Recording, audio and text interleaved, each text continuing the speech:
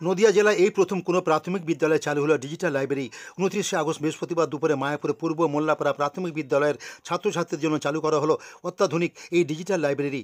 আনুষ্ঠানিকভাবে এই লাইব্রেরি উদ্বোধন করেন নবদ্বীপ উত্তর চক্রের অবর বিদ্যালয়ের পরিদর্শক জানবাজ শেখ। এছাড়াও এই অনুষ্ঠানে উপস্থিত ছিলেন নবদ্বীপ বকুলতলা উচ্চ বিদ্যালয়ের প্রধান শিক্ষক দীপঙ্কর সাহা, নবদ্বীপ হিন্দু স্কুলের প্রধান শিক্ষক সুখেন্দ্রনাথ রায়, বিশিষ্ট কবি, সাহিত্যিক ও শিক্ষক সিরাজুল ইসলাম সহ অন্যান্য বিশিষ্টজনেরা।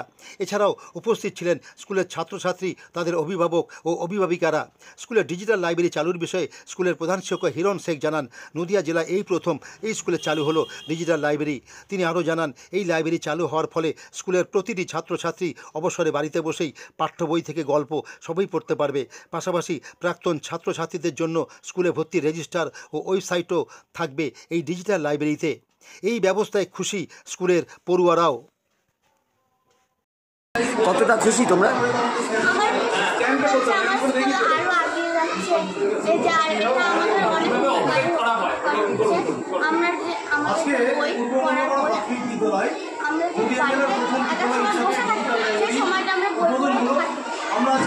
বাড়িতে বসেই পড়তে পারে, তাই তো?